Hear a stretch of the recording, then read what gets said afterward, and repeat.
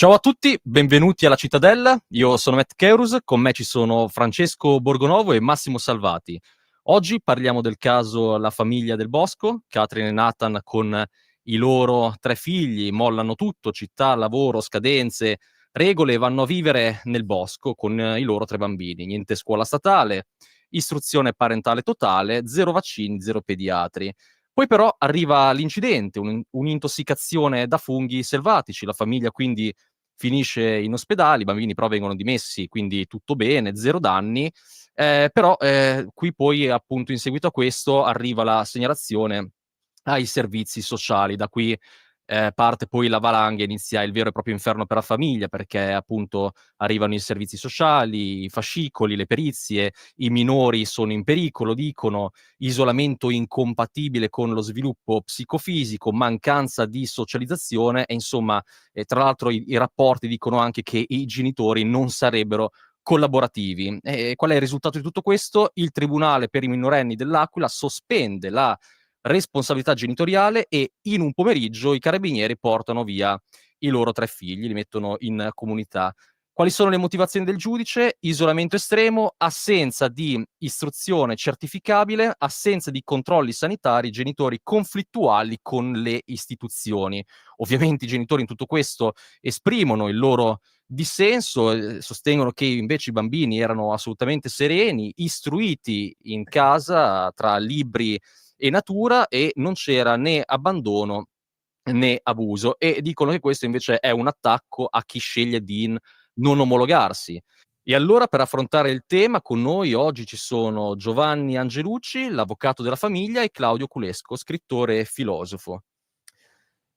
Caro Matt, hai fatto un riassunto, direi ottimo, di quello che c'era sui giornali, no? Quello che hanno raccontato i giornali, però io mi permetto di intervenire perché ho seguito un po' dall'inizio tutta questa storia e fare due precisazioni. Noi la chiamiamo la famiglia del bosco perché è una bellissima, una bella immagine giornalistica. In realtà non vivono in un bosco, vivono diciamo vicino a una strada provinciale, in una vecchia casa che hanno in qualche modo rimesso a posto.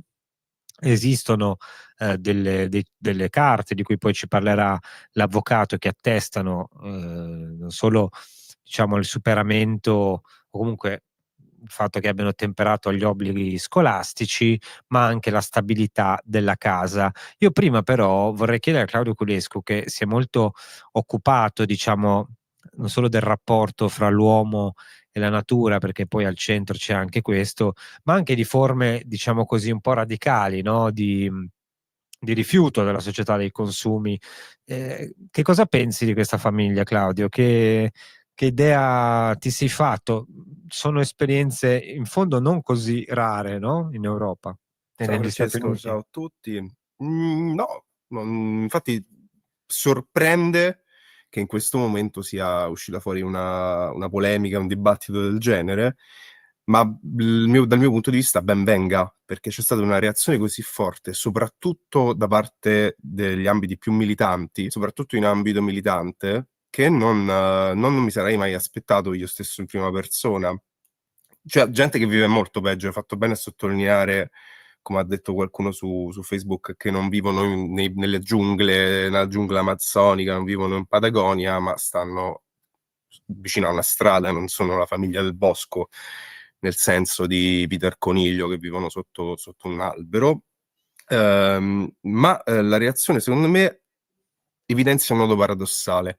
La cosa che mi ha più colpito dal punto di vista proprio simbolico della vicenda è che questa famiglia viveva come si dovrebbe vivere, nel senso che hanno preso sul serio tutti quanti i rapporti sul clima, sull'acqua, su come devono essere utilizzate le risorse, sulle microplastiche. Cioè, mi ha colpito molto anche un'affermazione del padre sul fatto che non avevano vestiti con componenti di plastica, evitavano di avere bacine di plastica per evitare le contaminazioni con le microplastiche. Quindi, cioè, vivevano esattamente come prescrive la ricerca climatica, ma non va bene, anzi, vengono perseguitati. La questione del bagno era una questione per non evitare uno spreco d'acqua, uno spreco consistente d'acqua.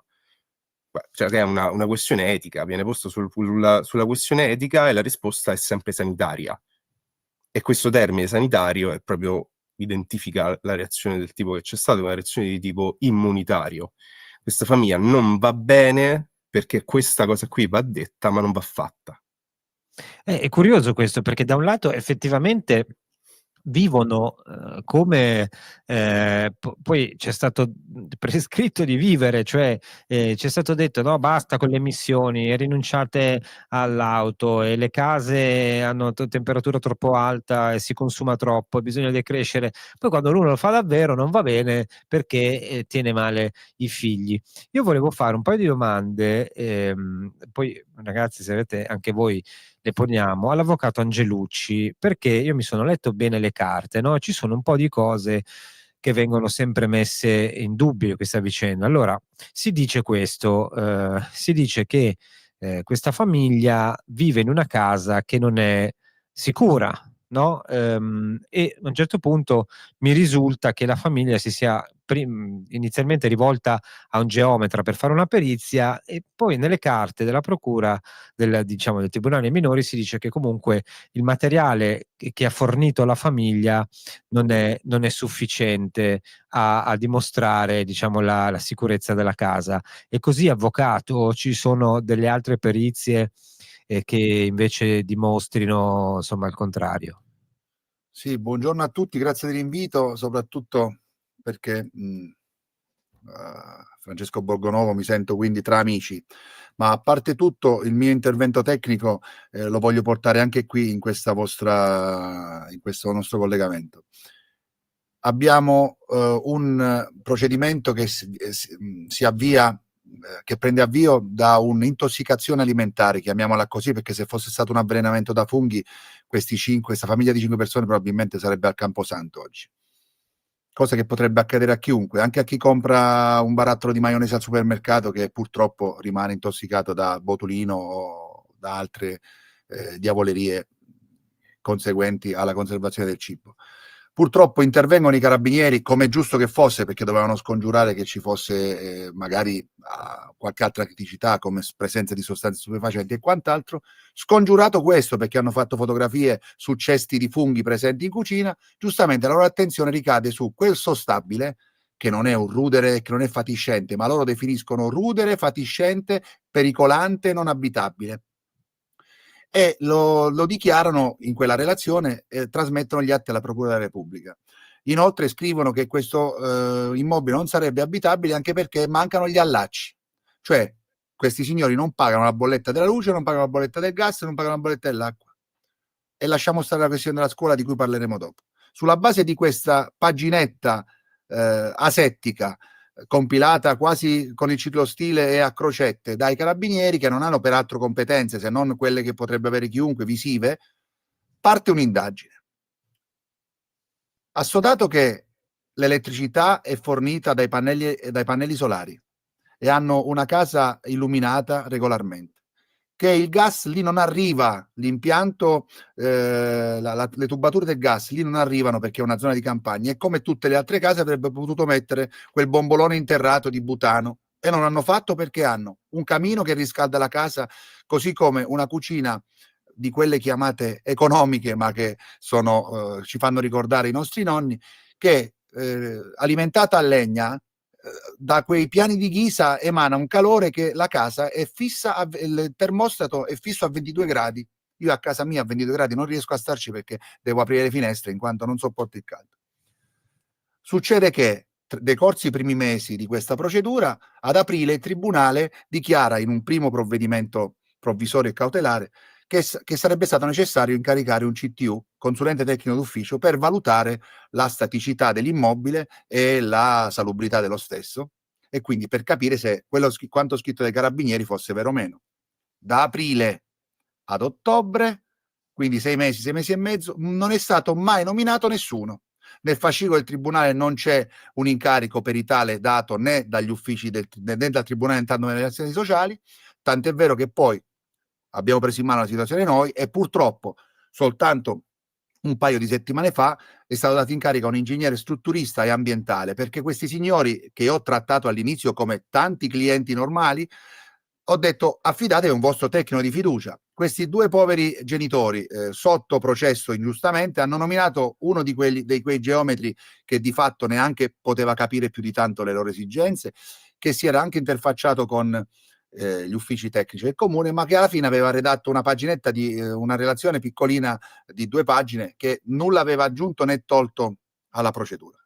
Allora è successo che abbiamo nominato questo ingegnere che ha rilasciato, dopo un solo sopralluogo, un certificato di idoneità statica dell'immobile che confuta tutto quello che è stato scritto e detto fino ad oggi, perché l'immobile, che è datato primi del 1900, e comunque anche eventuali aggiunte che sono arrivate successivamente sono ante 67, quindi non soggiace alle regole, ai regolamenti edilizi recenti, ma è un immobile di quelli di campagna, che peraltro era stato abitato fino a 20-25 anni fa ed è stato comprato da questi signori con provvista propria, senza accedere a mutui e quindi senza aprire linee di credito, tramite agenzia immobiliare. Loro vivevano a Teramo, in provincia di Teramo. Hanno trovato su internet questa agenzia immobiliare che vendeva questo casolare lì.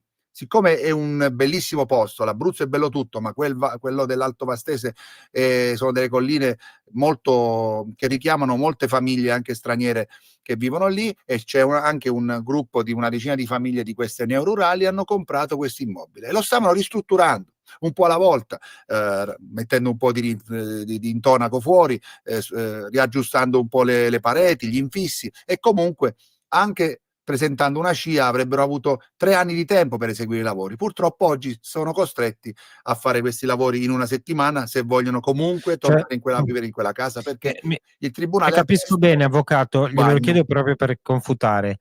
Il Tribunale dei minori, quando dice che la perizia, il materiale fornito non è sufficiente, si riferisce a quello che ha detto il geometra. Anche la paginetta di un geometra nominato da questi signori mesi fa.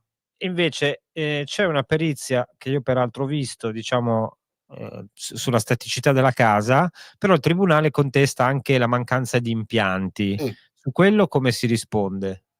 Per quanto riguarda il discorso della luce, del gas e dell'energia elettrica, ho già risposto prima, cioè la luce è garantita dai pannelli solari. Tant'è vero che questi signori fanno partire una lavatrice di quelle compatte, chiamiamole da campeggio, che hanno nel locale bagno e che utilizzano regolarmente. Fuori casa di questi signori ci sono i panni stesi.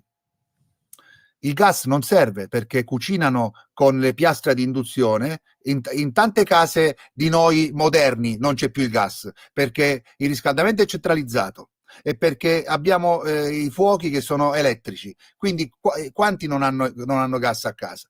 E quindi è anche questo escluso, e oltretutto ribadisco che il termostato segna fisso 22 gradi, a parte in questi ultimi giorni che manca il focolare domestico e quindi la casa, anche se comunque è sempre, c'è un tepore, ma è fredda. Per quanto riguarda l'acqua invece, che manca proprio l'allaccio dell'acqua alla rete idrica che arriva lì, manca l'allaccio a quell'acqua che noi chiamiamo potabile. Ma quanti di noi oggi bevono l'acqua del rubinetto per chiamarla ancora potabile? Loro dicono: io non mi voglio allacciare per 2 motivi. In primis perché non ne ho bisogno, in quanto ho un pozzo per l'acqua igienico-sanitaria a cui attingo quotidianamente l'acqua e la faccio bollire e mi ci lavo e mi ci pulisco. La metto agli animali e quindi do a bere agli animali e ci lavo a terra e ci pulisco la casa. E poi hanno una fonte a pochi centinaia di metri da casa, dove quotidianamente vanno ad approvvigionarsi di acqua potabile, e in tutte le famiglie della zona vanno lì a prendere l'acqua perché è un'acqua cristallina, pura. Quanti di noi vanno nelle colonnine di cui sono cosparse le nostre città credendo di approvvigionarsi di acqua pura, spendendo anche qualche centesimo in meno rispetto alle bottiglie del supermercato, e tornano a casa come i muli la sera con i fardelli di bottiglie d'acqua di vetro, perché giustamente è meglio quella dell'acqua che sgorga dai nostri rubinetti? Quindi anche la questione dell'acqua, peraltro lo scarico del bagno per loro che usano un bagno a secco, anche con la nuova soluzione che stiamo predisponendo con il tecnico, che vedrebbe l'utilizzo della fitodepurazione, non ha necessità di collegarsi all'acqua. Quindi voi contestate, diciamo, cioè voi dite non è necessario che ci siano degli impianti a Assolutamente norma. non è necessario, perché la casa rispetti le norme igienico-sanitarie e i regolamenti igienico-sanitari, non è necessario che ci siano questi allacci. E come si chiama? Ha detto Fitodepurazione. La Comunità Europea Questo la sta pubblicizzando come, ed è una soluzione vecchia come il cucco, perché si tratta di una fossa biologica con delle canne e con dei microorganismi. Perché lo stanno facendo questo bagno per andare incontro, Sì, diciamo, certo, perché ho detto loro che il muro contro muro non paga. Ci sono i comuni. Perché- Quando abbiamo fatto questa proposta con il tecnico al tecnico comunale, che è un geometra del comune di Parma, gli sono illuminati gli occhi, ha detto magari lo faceste, noi come comune otterremmo non solo dei finanziamenti, ma otterremmo dei punteggi per partecipare a bandi pubblici della Comunità Europea, se agevoliamo le abitazioni del nostro comune con queste soluzioni ecocompatibili. Le chiedo una cosa, perché qualcuno dice che i genitori, cioè dice qualcuno, lo dice il tribunale, molti lo riprendono, che i genitori, come ha ben riassunto Matt prima, non sono stati collaborativi. Ci dicono questa cosa non è una cosa immediata, è una cosa che va avanti da un anno, si è cercato un'interlocuzione e i genitori a un certo punto hanno smesso, no? Sono stati ostili e si sono opposti a questa interlocuzione, e da lì, diciamo, l'intervento col pugno di ferro. Dunque, questi genitori hanno avuto sin da subito fiducia nelle istituzioni, tant'è vero che la difesa tecnica a me affidata è stata assegnata soltanto a giugno. Prima c'era un altro avvocato che però non li aveva seguiti, nel senso a cui sono rivolti, ma che non li stava seguendo in presenza, tanto non è di qua, non è abruzzese, da di fuori. Perché? Perché il sindaco disse loro: non vi preoccupate, non c'è bisogno dell'avvocato, tanto questa è una procedura che si chiuderà subito, tanto voi non avete nulla da temere e lasciatevi seguire agli assistenti sociali, eccetera, eccetera. E loro così hanno fatto, anche se però poi si sono visti violare mediante l'ingresso forzoso con i carabinieri da parte dell'assistente sociale. Io ritengo, e ho detto da subito, che anche l'assistente sociale, che questo è un caso diverso da tutti gli altri, è un caso dove non c'è violenza, non ci sono abusi sui minori, non ci sono dipendenze, non ci sono devianze, una famiglia unita, amorevole, che vive in pace, chiaramente con il suo stile di vita, ma che in cui non emergono criticità reali e penalmente rilevanti, come purtroppo oggi la nostra cronaca giudiziaria e i nostri media sono pieni. E ho detto subito, questo è un caso che va preso in maniera diversa, più elastica. Purtroppo è stato affrontato nel modo in cui si affrontano i casi di violenze assistite, violenza domestica, con l'accesso con i carabinieri. Si figuri che giovedì scorso, all'atto dell'esecuzione del provvedimento, a Palmoli c'era uno schieramento di forze dell'ordine spaventoso. C'erano 7-8 pattuglie dei carabinieri, c'erano i carabinieri in borghese fuori casa, come se bisognasse fare l'assalto armato. Io invece ho detto: signori, questa sarà eseguita in pace, questa operazione, senza forza, e dobbiamo uscire. Infatti li ho accompagnati io presso l'istituto con la mia macchina. Temevano probabilmente che ci potesse essere una sommossa popolare o che queste persone potessero scappare, ma il punto è che vanno prese pure in maniera un po' elastica e un po' morbida, cioè i servizi sociali forse avrebbero dovuto in qualche maniera, secondo me, prima sporcarsi un po' più le scarpe di fango, come tanti hanno fatto oggi, di quel fango puro e pulito che sta a significare il collegamento e il legame con la terra, e non di quella sporcizia e di quel degrado che c'è in tante altre situazioni. Proprio questo li ha un po' induriti, non ha fatto credere più loro che potesse essere risolto il caso soltanto con l'ausilio delle istituzioni. Hanno nominato me. Quando è avvenuto che c'è stato questa prima relazione in cui si è chiesto di fare anche esami da parte di psicoterapeuti, di psichiatri infantili, insomma, loro si sono sentiti molto mortificati, nonché violati nel loro intimo, anche perché non sono né persone che negano i vaccini. Questi 3 bambini hanno il ciclo di vaccino obbligatorio, appena nati, sono stati vaccinati e hanno i 3 tesserini, ognuno ha i tesserini, hanno 2 tesserini, il tesserino sanitario nazionale, e hanno un pediatra. Lo avevano fino al 2021, quando vivevano in provincia di Teramo. Acquistata questa casa, si sono trasferiti a vivere in provincia di Chieti, non avevano ancora nominato un pediatra prima di essere ricoverati. Ma perché questo? Perché non ho mai avuto bisogno di un dottore. Se io non ho bisogno di un dottore, non chiedo la nomina di un dottore, certo. Cioè loro, quindi non è vero che non hanno i vaccini, Loro non hanno hanno il primo ciclo vaccinale, non hanno vaccinato con il richiamo, perché non vanno a scuola. In Italia c'è l'obbligo del richiamo vaccinale soltanto per chi deve entrare in un plesso scolastico. Ecco, tra l'altro, E quindi chiedo... dico, questo discorso non si sono mai sottratti, tant'è vero che di nuovo si sono detti disposti per fare analisi, ma per esempio l'analisi del sangue, perché bisogna fare l'analisi del sangue oggi a 3 bambini che sono stati visitati, sono stati ricoverati 5-6 giorni in ospedale non più di 8 mesi fa? Prendessero le cartelle cliniche di quel ricovero, e se ci fossero dei dati o dei valori sballati li rivalutiamo. Ma non sono io avvocato, non sono loro che devono mostrarli, è la procura dei minori o il tribunale che mi deve dire: signori, qui c'è un valore sballato, vediamo da che dipende. Quei bambini sono molto più sani sia a livello fisico che a livello psichico di tanti altri loro coetanei.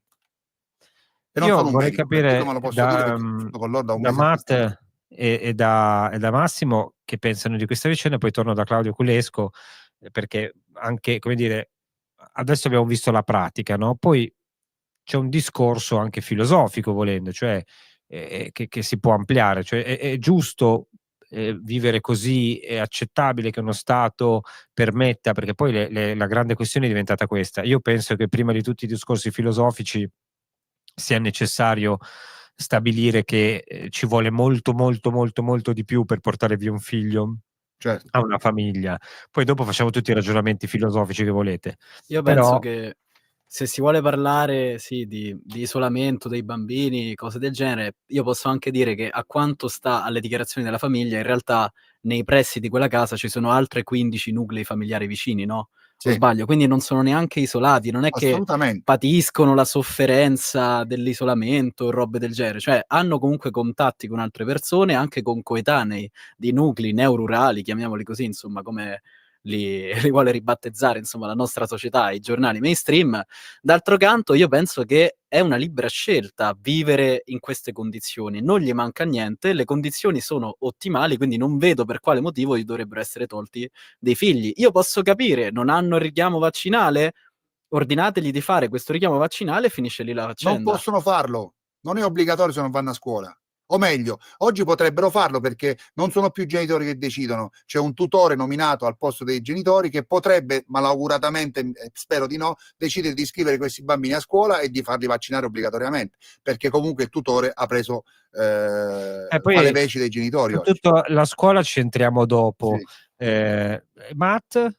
Ma io penso che, insomma, abbiamo uno Stato che da 20 anni ci riempie la testa di spot, siate green, tornate alla natura, consumate meno, mangiate bio, fate homeschooling che è costituzionale, rifiutate il superfluo, e poi però ad un certo punto succede, insomma, quanto abbiamo appena preso. Tra l'altro lo stesso Stato che però poi ci vende il tabacco con scritto "il fumo uccide". Io credo che sia un po' un paradosso questo, no, mi sembra che lo Stato cerchi di fare il genitore, però a questo punto dobbiamo metterci d'accordo su come deve esser fatto, no, perché appunto da una parte ci vende qualcosa che ci uccide e però ci vuole insegnare a vivere. Mi sembra tutto un paradosso, mi sembra, insomma, che questo sia poi il grande tema, no, cioè ci deve insegnare davvero, cioè ci può entrare in casa con questa facilità e dirci come dobbiamo vivere?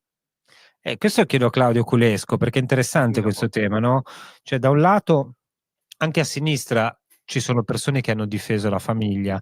Peraltro il padre, mi pare, poi ci dirà l'avvocato, ha detto non rilascio più dichiarazioni, non parlo più, forse si sarà rotto le scatole anche di tutte le domande che gli vengono fatte, forse teme che vengano usate contro di lui le sue aperture. È stato molto gentile Nathan Trevelyan in questi giorni. Vorrei sentire da Claudio che pensa. Però prima della sua risposta ci fermiamo un attimo, andiamo un attimo in pausa e ritorniamo tra pochissimo.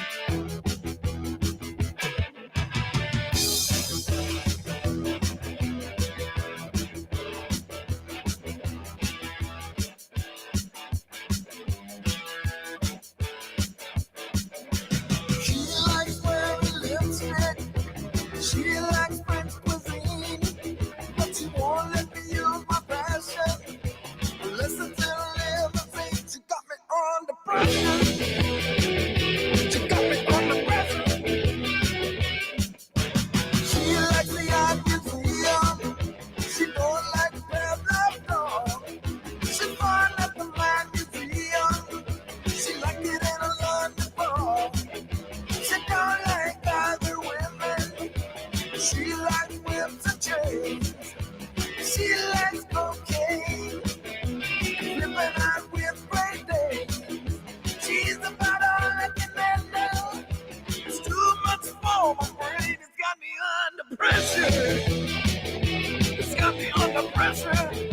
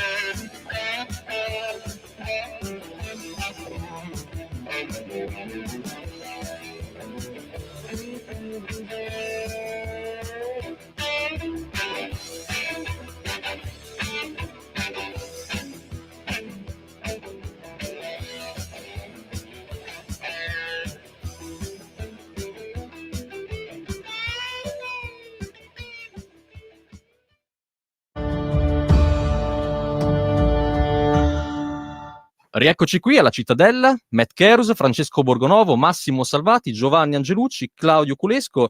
Insomma, Claudio, eravamo rimasti in ballo a una domanda, cioè lo Stato ci può entrare in casa così facilmente? Cioè lo Stato può effettivamente dichiararsi genitore e dirci come vivere la nostra vita? Qui Francesco aveva usato una distinzione che secondo me è ottimale dal punto di vista sociologico, perché non è partito dalla definizione di come, cosa, quando, ma ha detto semplicemente è giusto o non è giusto. Questo è esattamente come viene posto sul piano morale, bianco e nero, quindi si può fare, non si può fare, ma scarta poi la dimensione concreta, materiale, quella proprio del processo di realtà, ossia non si può più fare l'experimento mundi, l'esperimento di vita, per cui se a me non va bene una determinata configurazione, uno stato di cose, me ne vado e sperimento in un altro modo, in maniera periferica, provinciale, vado nel nulla, vado nel Gobi. Cioè l'unica conformazione possibile, l'unica risposta possibile o è la reazione, per cui non va bene quello che sta succedendo, allora io ritorno a una forma precedente, oppure l'unica possibile risposta è la rivoluzione, non va bene il presente, lo distruggo. È proprio negata la possibilità di sperimentare forme di vita alternative a meno che non sia esotica. A me la cosa che mi è venuta in mente stamattina è: ma gli indigeni che vengono studiati dagli antropologi accademici non vanno bene manco quelli, allora?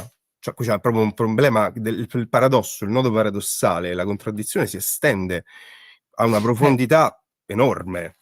Ci sono un sacco di contraddizioni, Claudio. Per esempio, io guardando sui giornali ho trovato la storia di questa famiglia che ha cresciuto i figli in barca, no? Sì, perché quello è una cosa, come dire, però mi domando anche, la butto lì, se ci fosse un miliardario magari magnate della tecnologia, a cui un po' questa società fa un po' schifo perché l'altra gente è brutta e puzza, e vuole tenersi i figli a casa, farli educare da un precettore, peraltro come vuole lui, no? Tenerli al riparo da altri bambini molesti e farli frequentare solo i figli, cioè io non credo che avrebbe tutti questi problemi che si presenterebbe la polizia a casa a bussare al portone, o sbaglio? Noi abbiamo un esempio, prego scusi, non volevo interrompere.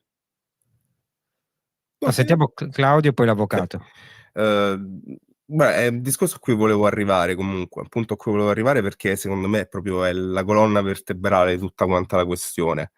Nel senso che io ho sentito parlare di standard, si è sentito parlare di standard educativi, standard igienici, standard di vita, costantemente questa parola. Lo standard in questo momento qui definisce una soglia minima che è molto molto alta di dipendenza, secondo me. Ossia, lo standard scolastico è che se io non ho una determinata educazione che inizia da A e finisce a Z, è come se non avessi studiato.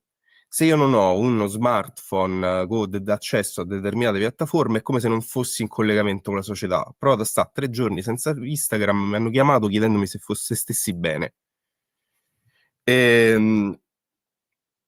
E forse verrebbe il caso di chiederci, perché avendo un bambino piccolo mi sono molto informato negli ultimi 2 anni e mezzo, 3 anni sulla questione, se non è più degradata l'esistenza invece di un bambino piccolo che viene lasciato in balia delle tecnologie e delle piattaforme, perché ha una sfera cognitiva devastata, una soglia dell'attenzione bassissima, una relazionalità, proprio l'intelligenza affettiva è in rovina. E che tipo di socialità c'è? Qui mi viene da chiedermi. Lo standard qui in questo caso, per esempio quello scolastico, si è già dimostrato fragile, ma esperienze degli anni, forse neanche 60, forse anche prima, mi viene in mente per esempio la scuola di Nil, che è stata un'esperienza contropedagogica importantissima, che è conosciuta come la Summer Hill School, molto più conosciuta così, in cui non c'era nessun tipo di apparato scolastico, non c'era il preside, gli insegnanti erano alla pari con gli studenti, c'era un'esperienza di autogestione, ma è ancora attiva. Quindi vuol dire che ci sono forme di educazione alternativa che possono essere fatte. Secondo, ma come dici te, il precettore, partiamo proprio dall'educazione scolastica, si prende un precettore e guarda caso l'educazione sarebbe più alta. Se ci avesse un precettore, una persona ricca avesse a disposizione la possibilità di mettere un precettore con tante diverse competenze, l'educazione probabilmente sarebbe migliore perché il rapporto è 1 a 1, 1 a 2, 1 a 3. Non è 1 a 27, 1 a 30, come è attualmente il sistema scolastico. Peggio ancora, lo standard minimo di vita deve essere che ho l'acqua corrente potabile, il riscaldamento, Netflix, il telefono cellulare, smartphone con tutte le piattaforme social, legittima automaticamente, ma anche proprio a livello psichico, Io penso che il rifiuto che ci sia stato è anche proprio un rifiuto di forma psicanalitica, una forma di rimozione. Se io vivo così, pure voi dovete vivere così. Che non è per forza noi viviamo bene, voi vivete bene, può essere anche un discorso inverso in senso psicanalitico, ossia noi viviamo male, pure voi dovete vivere male. Ed è proprio il fatto che una volta che ho questa soglia standard, come dici te, un miliardario che si vuole isolare, lo fa. Si costruisce un bunker, una cittadella, un enclave da qualche parte, e campa lì con i suoi figli, con la sua famiglia, con la servitù, con gli amici, ma non stanno facendo così. D'altra parte, ma tutto questa storia di Epstein pure non è la dimostrazione che ci sono delle enclavi in cui tutto è possibile, sono anche enclavi energetiche, enclavi sociali, politiche, non è possibile morali. se non hai i mezzi e se non hai il potere per farlo. Tra l'altro, come diceva l'avvocato prima, qui non stiamo nemmeno parlando di survivalisti o gente che c'è gente che ha la lavatrice, che ha un laptop, poi dopo entrano i giornali in questa cosa, no? Perché la moglie fa la guaritrice, ma chi se ne frega, cioè, perché ci sono molte professioni ben più degradanti di cui non faccio l'elenco, ma insomma forse ci possiamo arrivare insieme. Voleva dire, avvocato, su questi temi? Qualche spunto dalle interessantissimi interventi che ho sentito. Innanzitutto non c'è bisogno di avere i mezzi economici per fare una scelta simile qui in Italia, perché è la Costituzione e la legge dello Stato che lo consentono. perché la legge 76 del 2005, che ha parificato l'istruzione parentale alla scuola statale, consente a chi decide di far studiare i figli in Italia di potersi avvalere di questo tipo di studio, che poi sia homeschooling, unschooling o altri nomi che verranno domani, cambia ben poco. È necessario che a fine corso annuale si sostenga un esame di idoneità. Ma allora io faccio un altro esempio. Oggi non più, perché non si boccia più alla scuola di oggi, e questo è anche uno dei motivi per cui forse la scuola ha perso quel valore sociale che aveva una volta, o quel rispetto verso i professori, che sono anche cambiati. La mia è pure una famiglia di professori, i miei nonni materni erano tutti e due professori. Che avremmo dovuto fare 10 anni fa, se questo è il metro di giudizio? Togliere a tutte le famiglie i ragazzi bocciati? Quanti amici bocciati abbiamo avuto nelle nostre classi? Quanti parenti o cugini che hanno subito l'onta della bocciatura? Mica sono stati tolti alle famiglie. E allora questi bambini, ammesso e non concesso che questo metodo di studio non sia idoneo, perché non ti faccia arrivare a quegli standard che il MIUR ritiene validi, e non è così. Qual è il problema? Che a giugno, quando vanno a fare l'esame di idoneità, qualcuno possa dire: mi dispiace, devi ripetere l'anno. E quindi, se dovessi ripetere la terza elementare, la più grande, qual è il problema? È morto qualcuno? No. Tornando al discorso della scelta, negli anni 70 in Italia, mentre questi signori oggi lo fanno per scelta etica, morale, sociale, di vita, negli anni 70 a Milano le scuole elementari erano dimezzate, le classi non si formavano. Ma lo sapete perché? E qualcuno di voi lo sa sicuramente. Non per scelta, per necessità, perché i figli degli industriali e degli imprenditori non mandavano i bambini a scuola elementare per paura dei rapimenti. Non faccio i nomi, ma andatevi a vedere, perché ci sono tanti anche personaggi noti oggi, imprenditori, che non hanno seguito le scuole elementari pubblico privati che fossero, perché rimanevano chiusi a casa, segregati, per paura di essere rapiti, e oggi hanno avuto carriere e hanno carriere imprenditoriali di successo. Tornando a noi, Bertrand Russell negli anni 20 un esperimento simile l'aveva fatto, creando una scuola familiare con tante persone. Chiaramente poi ci sono stati altre questioni che in quegli anni hanno distratto l'attenzione. Però non si può dire che non vada bene un metodo e quindi non ci sia socializzazione. Questi ragazzi hanno più amici, questi bambini hanno più amici veri di tanti altri, che magari hanno 5.000 follower o amici su Facebook, perché oggi si vede questo vero legame con l'essere umano. Tutti questi che si stanno proponendo per aiutarli, che stanno scendendo in strada, sono amici veri, non sono amici virtuali. Questo qui che le faccio vedere si chiama Mind, è un mensile di psicologia e neuroscienze che viene venduto con le scienze, quindi insomma contiene interventi piuttosto autorevoli. È un numero dedicato all'educazione, e tra le altre cose parla della pedagogia positiva, del fatto che è meglio non punire i bambini. Cioè, voglio dire, tutte queste correnti non è che me le sono inventate io, se le sono inventate Nathan Trivelli o nei suoi. Io le dirò di più, qui voglio sentire anche Massimo e Matt. Cioè, io personalmente sono favorevolissimo alle scuole parentali, perché penso che uno debba avere, soprattutto in questo stato, dove poi non sono solo loro a avere imposizioni, ma sono anche gli altri che devono stare in uno standard che è anche morale, non solo non solo di risultato ottenuto, però devi dire anche le cose giuste, pensarle nel modo giusto. Io sono totalmente a favore. Non credo, per esempio, che l'unschooling fra le varie pratiche sia quella più interessante, perché invece credo che servano un po' di regole, serva una forma di autorità all'interno di questa dell'educazione, serva. Ma chi se ne frega? Cioè, non è che, voglio dire, così come loro non condividono la mia posizione, e quindi quante persone ci sono che non condividono uno o l'altro metodo educativo, che contestano l'insegnante, che non si trovano bene con quello più o meno libertario.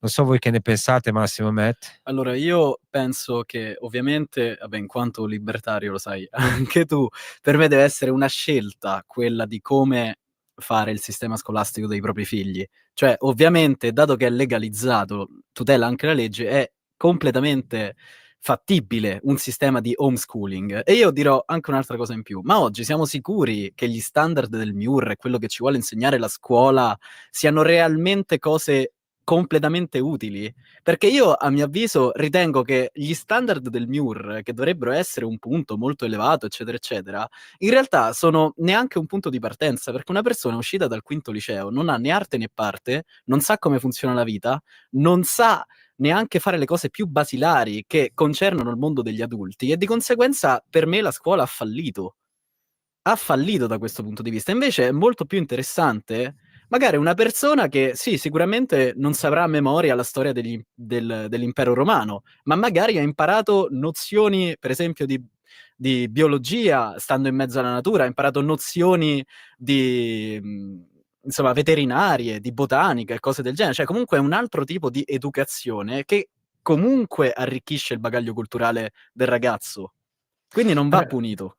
Peraltro i genitori dicono che se poi i bambini volessero andare in classe li porterebbero. Certo, io adesso faccio anche l'avvocato del diavolo, uno dice ma non socializzano, sono abituati a stare solo con i loro genitori, hanno paura degli altri, però su questo ci arriviamo. Matt, tu cosa pensi della storia della scuola?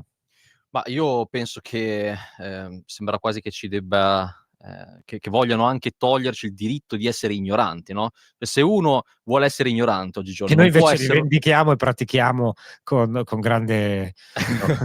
io dico, uno può anche essere ignorante, a parte che comunque bisognerebbe anche definire che cos'è ignoranza, perché questi bambini, ho letto in un articolo, che sanno riconoscere per esempio le erbe aromatiche, ecco, magari noi invece...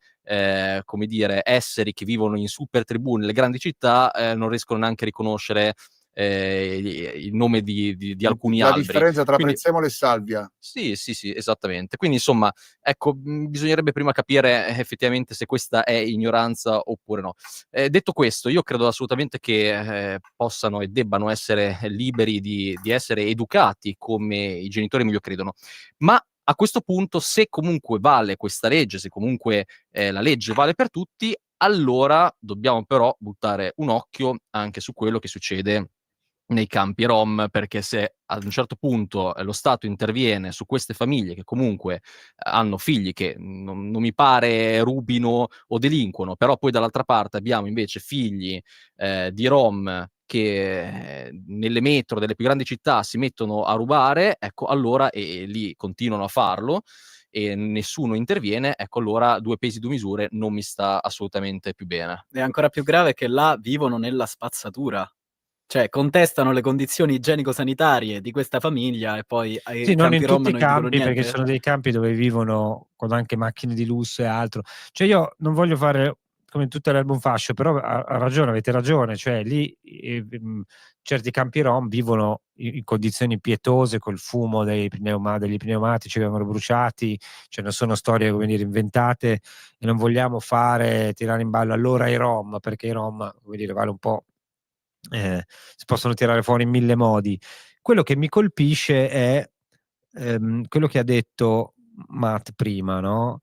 Cioè, questi bambini probabilmente, come dire, rispetto al discorso dello standard, cioè, se questi bambini restassero da soli un pomeriggio, probabilmente sarebbero più autonomi di un bambino, diciamo, tra virgolette, meno selvatico, no? Cioè, noi oggi cresciamo una generazione di persone che nel giorno in cui dovesse venire a mancare la luce, non sanno più come vivere. E chiedo a Claudio poi l'avvocato. Siamo domestici, siamo radicalmente domestici, nel senso che fuori da questa atmosfera di casa non campiamo. Mio figlio ha 2 anni e sa nominare le aromatiche base, che le piante della macchia mediterranea base, anche il dente di leone, il tarassaco. Cioè sono capacità che si acquisiscono immediatamente nel primo periodo. Le sa anche mangiare, cioè le sa anche riconoscere, le supervisiono, però sa anche trovare quelle cose. Quindi mi immagino che un bambino di 6 anni, 7 anni, 5 anni abbia una capacità, che ha vissuto a stretto contatto esperienziale con la natura selvatica, abbia un grado di autonomia molto alto. Sulla questione dei rom ci aggiungo uno strato in più.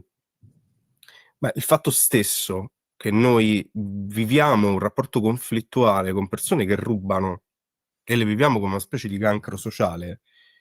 A Roma si usava spesso sei tu che ti devi guardare la borsa.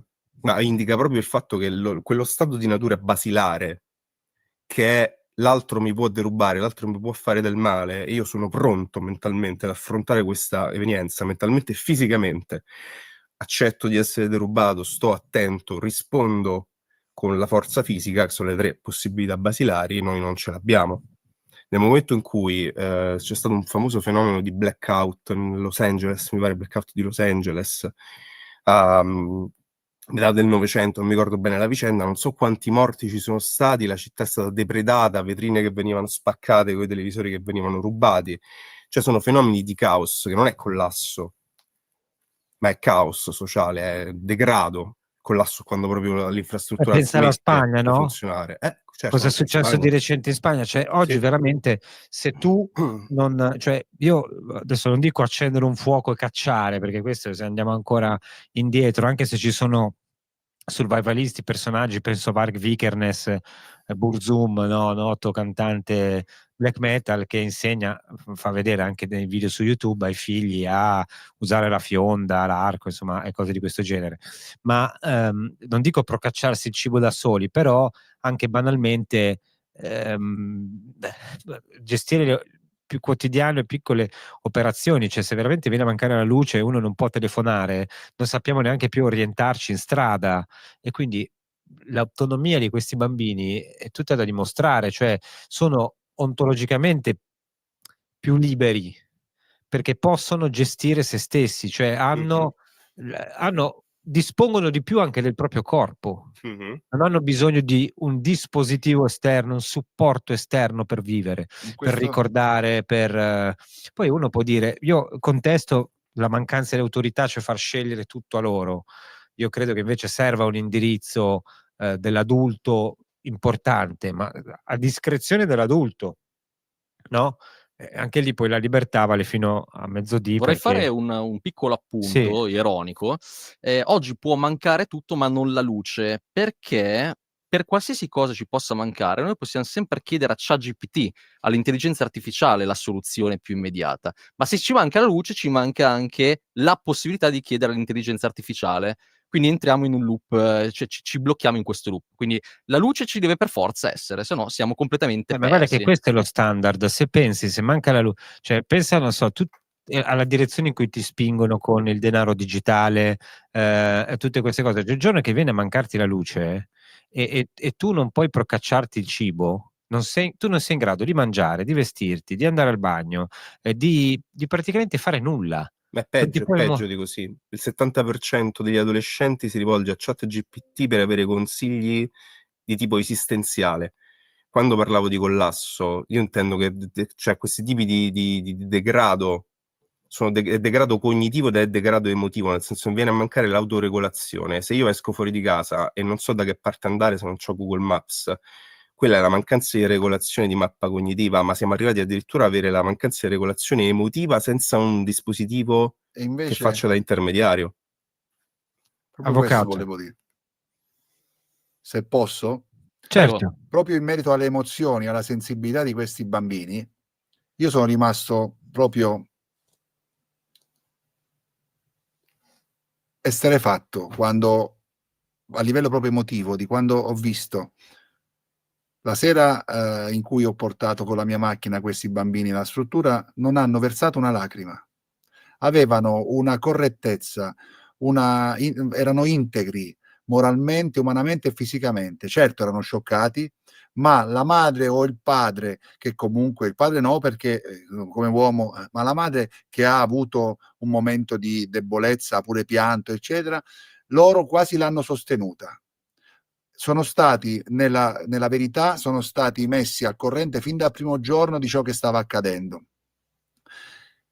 E non hanno mai dubitato della correttezza dell'operato dei genitori, in quanto comunque loro li hanno sempre hanno sempre condiviso le loro scelte.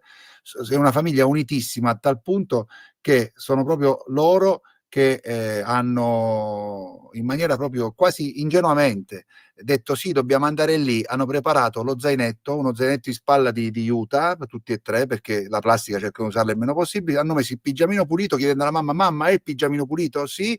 E hanno preso lo spazzolino. tornando al discorso dell'ordine, della pulizia, quindi si lavano i denti. Io non so, ma non so i vostri figli, ma io ogni sera, nonostante le mie figlie abbiano 17-16 anni, devo ricordare a volte a loro di lavarsi i denti. Questi bambini, una delle volte che mi sono soffermato fino a tardi, ma per motivi, perché tardi per loro è le 6:30, alle 7 di pomeriggio, perché vanno a dormire all'imbrunire e si svegliano all'alba. Questa è un'altra cosa che mi affascina così tanto, perché io mi sveglio all'alba ma non vado a dormire all'imbrunire, per ritrovare la forza di addormentarmi alle 19, alle 20. Questi bambini, tutti e tre, davanti alla ciotola dell'acqua, a lavarsi i denti con spazzolini regolari, puliti, con un dentifricio, credo naturale, che si acquista in tanti negozi, dove forse noi neanche guardiamo negli scaffali, ma esistono anche forse nei supermercati questi prodotti così naturali, a lavarsi i denti da soli. Questi bambini, nonostante avessero giocato o avessero vissuto all'aria aperta tutto il giorno, erano puliti, profumati e si andavano a mettere a letto. È stata veramente una scena commovente. Come si può dire che a questi bambini manca l'igiene se loro si lavano da soli davanti al camino con la ciotola dell'acqua calda? Loro con una spugna e con del sapone si lavano la sera, si lavano le ascelle, si lavano il culetto e si vanno a mettere a letto. Io non faccio paragoni con no, ma infatti però tanti bambini per fare la doccia veramente li devi buttare con la forza sotto all'acqua. Però lì la costrizione come dire, è necessaria, cioè si può fare diverse, la coercizione, diciamo, nel caso però io non voglio, guardate, faccio l'avvocato del diavolo, cioè non voglio neanche idealizzare, no, questo sistema di vita che è difficile, faticoso, cioè come dire, c'è un dispendio fisico di energie, cioè io ho visto la famiglia contadina, insomma, cavoli, è una roba non semplicissima, no? C'è tanta cosa da fare. È chiaro che buttarsi la sera davanti alla televisione e spegnere il cervello ha una sua come dire, comodità in tutto, e poi c'è la questione delle malattie, dell'ospedale, insomma ci sono tanti aspetti, no, della modernità di cui possiamo discutere a lungo, se siano opportuni, non opportuni, quali tenere, quali limitare, però qui non si discute appunto di rifare il mondo, qua si discute di gente che peraltro non rompe le balle a nessuno, perché non è che fanno le manifestazioni in piazza, vogliamo i diritti e vogliamo le cose, cioè questi fanno gli affari loro e è lo Stato che va a rompergli le palle, scusate no? La francesismo. Il francesismo, perdonate, poi si vede che non sono stato istruito adeguatamente secondo gli standard, ma Sì, esatto, Francesco. Anche tu forse dovresti, non so, rivedere la tua rieducazione. Abbiamo parlato tante volte di rieducazione, forse devo rivederla anch'io. Ma qui alla Cittadella potremmo fare una piccola cittadella, una comunità che ci vengono a seguire, no? Massimo, tu sei maggiorenne, sì. Sì, certo. Sei maggiorenne, quindi non ti possono sottrarre a noi, portare via, perché non vengono a prenderci in diretta. Perché avresti voluto, però, Francesco, di la verità. No, io stavo già chiamando delle volte, per il content. Stavo già chiamando le forze dell'ordine, no, però direi che per oggi, insomma, su questo possiamo anche stendere un velo pietoso, ringraziare l'avvocato Angelucci e Claudio Culesco, che scrive sempre cose molto, molto interessanti sui suoi vari profili. Invito a leggere i suoi libri. Matt, a te la parola conclusiva. E allora, grazie a tutti, grazie anche a te Francesco, Massimo, e noi ci rivediamo alla prossima puntata della Cittadella. Un saluto a tutti.